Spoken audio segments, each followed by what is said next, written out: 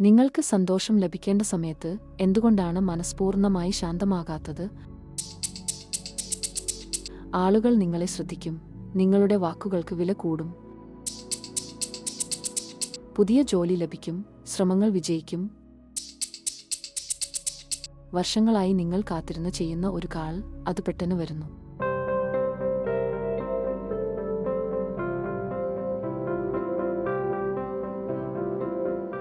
നമസ്കാരം, സ്റ്റുഡിയോ ആസ്ട്രോയുടെ ഈ ആത്മീയ ജ്യോതിഷ ചാനലിലേക്ക് എല്ലാ പ്രിയപ്പെട്ട പ്രേക്ഷകർക്കും ഹൃദയം നിറഞ്ഞ സ്വാഗതം.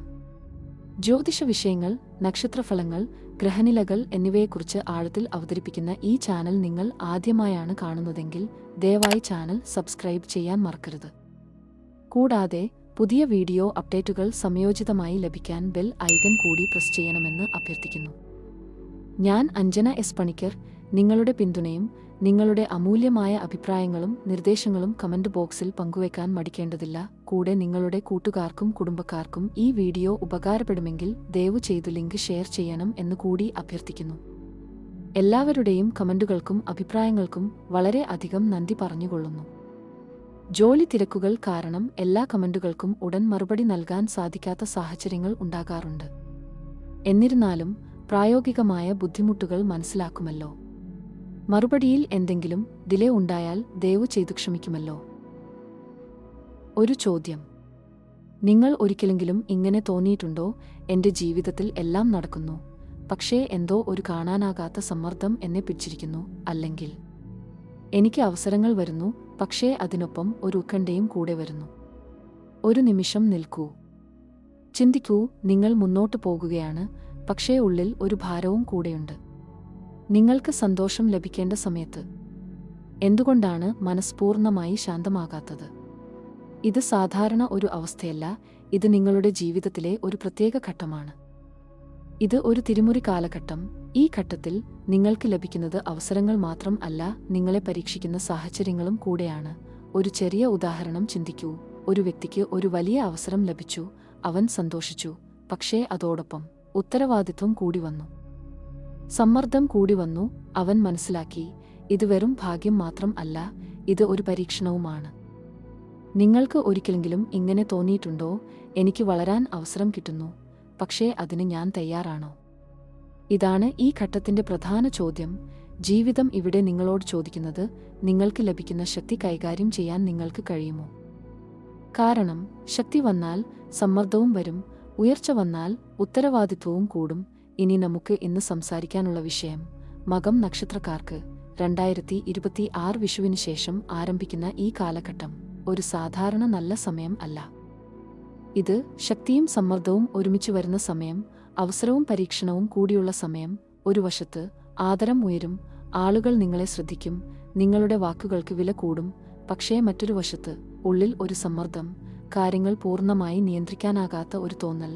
ഇതാണ് ഈ കാലഘട്ടത്തിന്റെ പ്രത്യേകത. പുറമേ ഉയർച്ച, ഉള്ളിൽ പരീക്ഷണം. ഇത് എന്തുകൊണ്ട് പ്രധാനമാണ്? കാരണം ഈ ഘട്ടം നിങ്ങളെ മാറ്റും, നിങ്ങളെ ഒരു പുതിയ നിലയിലേക്ക് കൊണ്ടുപോകും. ഇനി ഒരു ചോദ്യമുണ്ട്: നിങ്ങൾക്ക് ഈ സമ്മർദ്ദം കൈകാര്യം ചെയ്യാൻ കഴിയുമോ? നിങ്ങൾക്ക് ഈ അവസരങ്ങളെ ശരിയായി ഉപയോഗിക്കാനാകുമോ? നിങ്ങൾ തയ്യാറാണോ ഈ മാറ്റം സ്വീകരിക്കാൻ, ഈ ഉയർച്ച കൈകാര്യം ചെയ്യാൻ? അങ്ങനെയാണെങ്കിൽ കമന്റിൽ എഴുതൂ, ഞാൻ തയ്യാറാണ്. നിങ്ങളുടെ നക്ഷത്രം മകമാണോ? നിങ്ങൾ ഇപ്പോൾ ഒരു സമ്മർദ്ദഘട്ടത്തിലൂടെയാണോ കടന്നുപോകുന്നത്? ഒരു നിമിഷം സത്യമായി ചിന്തിക്കൂ. പുറമേ എല്ലാം ശരിയായ പോലെ തോന്നുന്നു, പക്ഷേ ഉള്ളിൽ ഒരു സമ്മർദ്ദം, ഒരു ഭാരം. എന്തുകൊണ്ടാണെന്ന് പോലും വ്യക്തമായില്ല, പക്ഷേ അത് നിങ്ങൾക്ക് അനുഭവപ്പെടുന്നു. ഇത് വളരെ എളുപ്പമായൊരു കാലമല്ല, അതേസമയം വളരെ കഠിനവുമായ കാലവും അല്ല. ഇത് ഒരു സമതുലിത കർമ്മഘട്ടം. ഒരു യാത്രക്കാരനെ ചിന്തിക്കൂ. അവൻ ഒരു മല കയറുകയാണ്, താഴെ നിന്ന് യാത്ര തുടങ്ങി. മുകളിലെ ലക്ഷ്യം ഇപ്പോഴും ദൂരത്ത്. ജീവിതം നിൽക്കുന്ന പോലെ തോന്നും, പക്ഷേ ഉള്ളിൽ വലിയ മാറ്റങ്ങൾ നടക്കുന്നു. നിങ്ങൾക്ക് ഒരിക്കലെങ്കിലും ഇങ്ങനെ തോന്നിയിട്ടുണ്ടോ? എനിക്ക് മുന്നോട്ട് പോകുന്ന പോലെ തോന്നുന്നില്ല, പക്ഷേ ഞാൻ പിന്നോട്ടും പോയിട്ടില്ല. അത് ഒരു കുടുക്കല്ല, അത് ഒരു തയ്യാറെടുപ്പാണ്. കാരണം ഈ ഘട്ടത്തിന് ശേഷം ഉയർച്ച വരാനിരിക്കുകയാണ്. ഇപ്പോൾ ഏറ്റവും പ്രധാനപ്പെട്ട മാറ്റം വ്യാഴത്തിന്റെ സ്ഥാനം. വ്യാഴം 11ാം സ്ഥാനത്ത്. ഇത് സാധാരണ ഒരു സ്ഥാനം അല്ല, ഇത് ലഭ്യങ്ങളുടെ സ്ഥാനം, നേട്ടങ്ങളുടെ സ്ഥാനം, ആഗ്രഹങ്ങൾ സഫലമാകുന്ന സ്ഥാനം. ഒരു നിമിഷം ചിന്തിക്കൂ. വർഷങ്ങളായി നിങ്ങൾ കാത്തിരുന്ന ഒരു കാര്യം, ഒരുപാട് ശ്രമിച്ചിട്ടും കിട്ടാത്തത്, പെട്ടെന്ന് ഒരു ദിവസം ഒരു അവസരം നിങ്ങളെ തേടി വരുന്നു. നിങ്ങൾ പ്രതീക്ഷിച്ചില്ല, പക്ഷേ അത് സംഭവിച്ചു. സമയം ഒത്തുചേരുമ്പോൾ വാതിലുകൾ തുറക്കും. ഈ ഘട്ടത്തിൽ പുതിയ ആളുകൾ നിങ്ങളുടെ ജീവിതത്തിൽ വരാം, പുതിയ ബന്ധങ്ങൾ രൂപപ്പെടാം, സഹായിക്കുന്ന ആളുകൾ എത്താം. നിങ്ങൾക്ക് ഒരിക്കലെങ്കിലും ഇങ്ങനെ തോന്നിയിട്ടുണ്ടോ, എനിക്ക് ശരിയായ സമയത്ത് ശരിയായ ആളെ കണ്ടു, അത് എൻ്റെ ജീവിതം മാറ്റി? അത് യാദൃശ്ചികമല്ല, അത് സമയം പ്രവർത്തിക്കുന്ന രീതിയാണ്.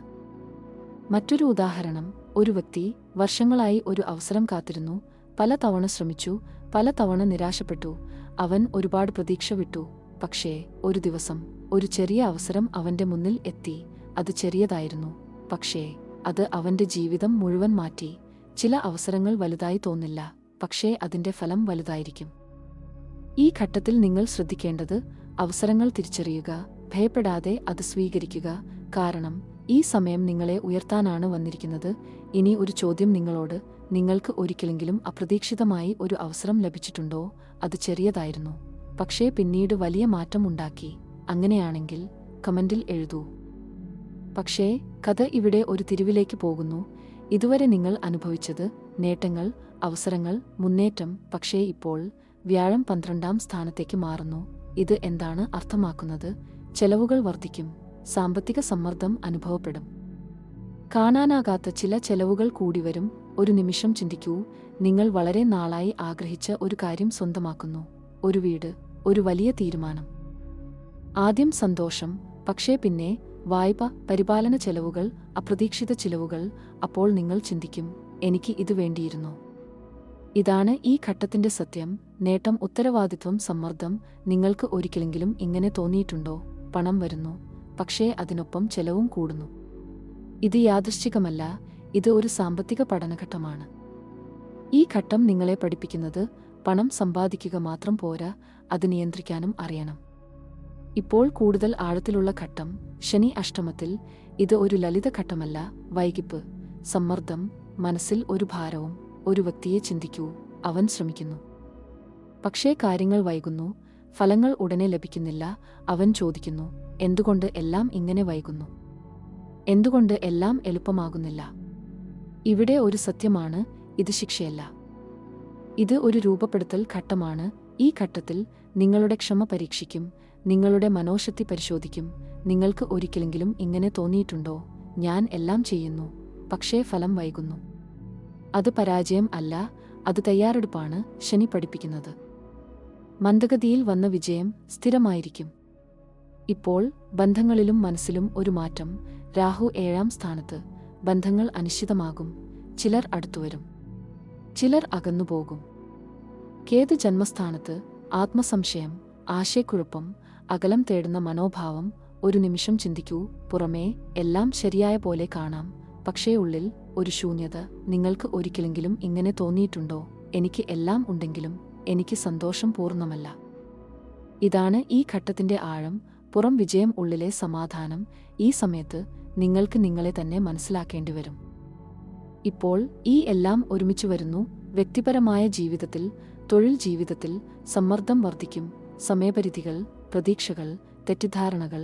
ചെറിയ കാര്യങ്ങൾ പോലും വലിയ സമ്മർദ്ദമായി തോന്നും. ഒരു ഉദാഹരണം, ഒരു ചെറിയ വാക്ക് വലിയ പ്രശ്നമായി മാറുന്നു. ഒരു ചെറിയ വൈകിപ്പ് വലിയ ആശങ്കയായി തോന്നുന്നു. ഇവിടെ ഏറ്റവും പ്രധാനപ്പെട്ടത് നിങ്ങളുടെ പ്രതികരണം. നിങ്ങൾ എങ്ങനെ പ്രതികരിക്കുന്നു എന്നതാണ് നിങ്ങളുടെ ജീവിതത്തിന്റെ ദിശ തീരുമാനിക്കുന്നത്. നിങ്ങൾക്ക് ഒരിക്കലെങ്കിലും ഇങ്ങനെ സംഭവിച്ചിട്ടുണ്ടോ? ചെറിയ കാര്യം, പക്ഷേ നിങ്ങൾ അധികമായി പ്രതികരിച്ചു. പിന്നീട് ഇത് അത്ര വലിയ കാര്യമല്ലായിരുന്നു എന്ന് തോന്നി. അതുകൊണ്ടാണ് പ്രതികരണം നിയന്ത്രിക്കുക വളരെ പ്രധാനമാണ്. ഈ ഘട്ടം നിങ്ങളെ പരീക്ഷിക്കുന്നത് പുറത്തുള്ള സാഹചര്യങ്ങൾ കൊണ്ട് അല്ല, നിങ്ങളുടെ ഉള്ളിലെ നിയന്ത്രണം കൊണ്ട്. ഇനി ഒരു ചോദ്യം: സമ്മർദ്ദമുള്ള സമയത്ത് നിങ്ങൾ ശാന്തമായി നിൽക്കാൻ കഴിയുമോ, അല്ലെങ്കിൽ ഉടനെ പ്രതികരിക്കുമോ? അങ്ങനെയാണെങ്കിൽ കമന്റിൽ എഴുതൂ. ഈ ഘട്ടത്തിൽ ഒരു ചെറിയ തെറ്റായ തീരുമാനം പോലും നിങ്ങളുടെ ജീവിതത്തിന്റെ ദിശ മാറ്റാൻ കഴിയും. അതുകൊണ്ട് ആവേശത്തിൽ എടുത്ത തീരുമാനങ്ങൾ ഒഴിവാക്കുക, കോപത്തിൽ എടുത്ത പ്രവർത്തികൾ ഒഴിവാക്കുക. ഒരു ചെറിയ കഥ. ഒരു വ്യക്തി തന്റെ ജോലിയിൽ അസ്വസ്ഥനായിരുന്നു. ഒരു ദിവസം കോപത്തിൽ എനിക്ക് ഇതൊന്നും വേണ്ട എന്ന് പറഞ്ഞ് ജോലി വിട്ടു. ആ സമയത്ത് അത് ശരിയായ തീരുമാനമായി തോന്നി. പക്ഷേ കുറച്ച് ദിവസങ്ങൾക്കു ശേഷം അവൻ തിരിച്ചറിഞ്ഞു, ഞാൻ ആലോചിക്കാതെ എടുത്ത ഒരു തീരുമാനമാണ്. ഒരു തീരുമാനം നിങ്ങളുടെ ദിശ മുഴുവനായി മാറ്റാം. നിങ്ങൾക്ക് ഒരിക്കലെങ്കിലും ഇങ്ങനെ സംഭവിച്ചിട്ടുണ്ടോ? ഒരു വികാരത്തിൽ എടുത്ത തീരുമാനം പിന്നീട് വിഷമമായി തോന്നിയത്. അതുകൊണ്ട് ഈ ഘട്ടത്തിൽ ചിന്തിച്ച ശേഷം മാത്രം തീരുമാനമെടുക്കുക. ഇപ്പോൾ നല്ല വശം: പുതിയ ജോലി ലഭിക്കാൻ സാധ്യത. നിങ്ങൾ ചെയ്ത ശ്രമങ്ങൾ ഫലം കാണും. ചിലർക്കു വിദേശ അവസരങ്ങളും ലഭിക്കും. ഒരു ഉദാഹരണം: ഒരു വ്യക്തി വർഷങ്ങളായി ഒരു അവസരം കാത്തിരുന്നു. പല തവണ ശ്രമിച്ചു, പല തവണ നിരാശപ്പെട്ടു. പക്ഷേ ഒരു ദിവസം അപ്രതീക്ഷിതമായി അനുമതി ലഭിച്ചു. അവൻ തിരിച്ചറിഞ്ഞു, വൈകിയതുകൊണ്ട് അത് നഷ്ടമായിട്ടില്ല. വൈകുന്നത് നിഷേധമല്ല. നിങ്ങൾക്ക് ഒരിക്കലെങ്കിലും ഇങ്ങനെ തോന്നിയിട്ടുണ്ടോ? എനിക്ക് വൈകുന്നു, പക്ഷേ അത് എന്റെ സമയം അല്ലായിരിക്കും. ഈ ഘട്ടത്തിൽ വിദേശയാത്രകൾ, പഠനം, താമസം മാറൽ, ജീവിതത്തിന്റെ ദിശ തന്നെ മാറാൻ സാധ്യത. ഒരു ചെറിയ ഉദാഹരണം: ഒരു വ്യക്തി ഒരു ചെറിയ സ്ഥലത്ത് നിന്നാണ് തുടങ്ങിയത്. പക്ഷേ ഒരു അവസരം അവനെ ഒരു വിദേശ രാജ്യത്തിലേക്ക് എത്തിച്ചു. അവന്റെ ജീവിതം പൂർണ്ണമായും മാറി. ഒരു തീരുമാനം, ഒരു യാത്ര, ഒരു അവസരം ജീവിതം മാറ്റാം. ഈ സമയത്ത് വീട് വാങ്ങൽ, നിർമ്മാണം, സ്വത്ത് സമ്പാദനം ഇവയ്ക്ക് സാധ്യതയുണ്ട്. പക്ഷേ അതിനൊപ്പം ബാധ്യതകളും വരും. വായ്പകൾ, ഉത്തരവാദിത്വങ്ങൾ. സ്വത്ത് വന്നാൽ ഉത്തരവാദിത്വവും കൂടും. നിങ്ങൾക്ക് ഒരിക്കലെങ്കിലും ഇങ്ങനെ തോന്നിയിട്ടുണ്ടോ? എനിക്ക് ഇത് കിട്ടി, പക്ഷേ അതിന്റെ ഭാരം കൂടി വന്നതുപോലെ. ഈ ഘട്ടത്തിൽ വരുമാനം ഉണ്ടാകും, പക്ഷേ സംരക്ഷണം ബുദ്ധിമുട്ടാകാം. ചെലവുകൾ നിയന്ത്രിക്കേണ്ടിവരും. പദ്ധതി അനിവാര്യമാണ്. നിങ്ങൾ എത്ര സമ്പാദിക്കുന്നു എന്നതല്ല പ്രധാനം, നിങ്ങൾ എങ്ങനെ നിയന്ത്രിക്കുന്നു എന്നതാണ്. നിങ്ങൾക്ക് ഒരിക്കലെങ്കിലും ഇങ്ങനെ തോന്നിയിട്ടുണ്ടോ? പണം വരുന്നു, പക്ഷേ എവിടെയോ പോകുന്നു. ഈ ഘട്ടത്തിൽ സമ്മർദ്ദം, അസ്വസ്ഥത, അധിക ചിന്ത, ചെറിയ കാര്യങ്ങൾ പോലും വലിയ ആശങ്കയായി തോന്നാം. ഒരു വ്യക്തി തന്റെ മനസ്സ് ശാന്തമാക്കാൻ ശ്രമിച്ചു. കുറച്ച് സമയം നിശബ്ദമായി ഇരിക്കാൻ തുടങ്ങി. ചിന്തകൾ നിയന്ത്രിക്കാൻ തുടങ്ങി. അവൻ കണ്ട മാറ്റം: തീരുമാനങ്ങൾ കൂടുതൽ വ്യക്തമായി. ജീവിതം കുറച്ച് ലളിതമായി. മനസ്സ് ശാന്തമെങ്കിൽ ജീവിതം ലളിതമാകും. ഈ ഘട്ടത്തിൽ ആത്മീയത വളരെ പ്രധാനമാണ്. ക്ഷേത്രദർശനം, നാമജപം, നിശബ്ദത ഇവ ചെറിയ കാര്യങ്ങൾ പോലെ തോന്നാം, പക്ഷേ മനസ്സിന് വലിയ ശക്തി നൽകും. നിങ്ങൾക്ക് ഒരിക്കലെങ്കിലും ഇങ്ങനെ തോന്നിയിട്ടുണ്ടോ? ഒരു ക്ഷേത്രത്തിൽ പോയപ്പോൾ മനസ്സ് പൂർണ്ണമായി ശാന്തമായത്. ഉള്ളിലെ സ്ഥിരത ഉണ്ടെങ്കിൽ പുറത്തെ വിജയം സ്വാഭാവികമായി വരും. ഇനി നിങ്ങളോട് ഒരു ചോദ്യം: നിങ്ങൾ നിങ്ങളുടെ മനസ്സിനെ ശാന്തമാക്കാൻ സമയം കണ്ടെത്തുന്നുണ്ടോ? മകം നക്ഷത്രക്കാർക്ക് ഈ വർഷം പറയുന്നത് വളരെ വ്യക്തമാണ്. അവസരങ്ങൾ വരും, പക്ഷേ അതിനൊപ്പം പരീക്ഷണങ്ങളും ഉണ്ടാകും. നിങ്ങൾ ഉയരും, പക്ഷേ അതിനൊപ്പം സമ്മർദ്ദവും അനുഭവിക്കും. ഇത് ഒരു സാധാരണ വർഷമല്ല, ഇത് നിങ്ങളെ മാറ്റാൻ വന്ന വർഷമാണ്. ഒരു നിമിഷം ചിന്തിക്കൂ: നിങ്ങൾക്ക് ശക്തി ലഭിക്കുന്നു, പക്ഷേ അതിനെ നിയന്ത്രിക്കാൻ കഴിയുന്നില്ലെങ്കിൽ അത് നിങ്ങളെ ഉയർത്തുമോ അല്ലെങ്കിൽ താഴെയിറക്കുമോ? ഇതാണ് ഈ വർഷത്തിന്റെ മുഖ്യ പാഠം. ശക്തിക്ക് നിയന്ത്രണം ആവശ്യമുണ്ട്. നിങ്ങൾ ശാന്തമായി നിൽക്കാൻ കഴിഞ്ഞാൽ നിങ്ങൾക്ക് ലഭിക്കുന്ന അവസരങ്ങൾ വിജയമായി മാറും. പക്ഷേ നിങ്ങൾ വികാരത്തിൽ പ്രതികരിച്ചാൽ അതേ അവസരങ്ങൾ നഷ്ടമാകാം. നിങ്ങൾക്ക് ഒരിക്കലെങ്കിലും ഇങ്ങനെ തോന്നിയിട്ടുണ്ടോ? എനിക്ക് എല്ലാം ശരിയായിരുന്നു, പക്ഷേ ഞാൻ തന്നെ അത് തെറ്റാക്കി. ഇത് ആവർത്തിക്കാതിരിക്കാൻ ഈ വർഷം നിങ്ങളോട് പറയുന്നത് ഒറ്റ കാര്യമാണ്: ശാന്തതയാണ് നിങ്ങളുടെ ശക്തി. ജീവിതത്തിൽ ചില വർഷങ്ങൾ നമ്മളെ ഉയർത്തും, ചില വർഷങ്ങൾ നമ്മളെ പരീക്ഷിക്കും. പക്ഷേ ചില പ്രത്യേക വർഷങ്ങൾ ഉണ്ട്, അവ രണ്ടും ചെയ്യും. ഈ വർഷം അത്തരത്തിലുള്ളതാണ്. ഇത് നിങ്ങളെ പരീക്ഷിക്കും, അതേസമയം നിങ്ങളെ ഉയർത്തുകയും ചെയ്യും.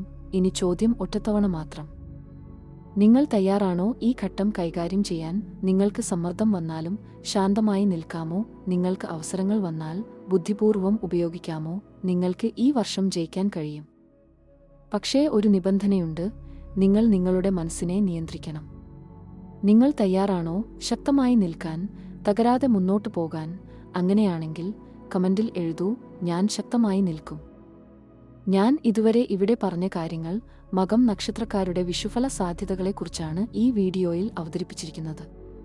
ഒരു കാര്യം ഒരിക്കൽ കൂടി ഓർമ്മിപ്പിച്ചുകൊള്ളട്ടെ: നിങ്ങളുടെ പേരും നാളും കമന്റായി താഴെ ഇടാവുന്നതാണ്. അത് കുറിച്ചെടുത്തു ഞങ്ങളുടെ തറവാട്ട് ക്ഷേത്രത്തിൽ ദിവസം നടന്നുവരുന്ന പൂജകളിൽ ഉൾപ്പെടുത്തുന്നതായിരിക്കും. ഈ വീഡിയോ നിങ്ങൾക്ക് പ്രയോജനകരമാണെന്ന് തോന്നുന്നുവെങ്കിൽ അത് നിങ്ങളുടെ സുഹൃത്തുക്കളിലേക്കും കുടുംബാംഗങ്ങളിലേക്കും പങ്കുവയ്ക്കാൻ ദയവായി മറക്കരുത്. വീണ്ടും അടുത്ത വീഡിയോയുമായി ഞാൻ വരുന്നത് വരെ it's me Anjana S Panicker, signing off.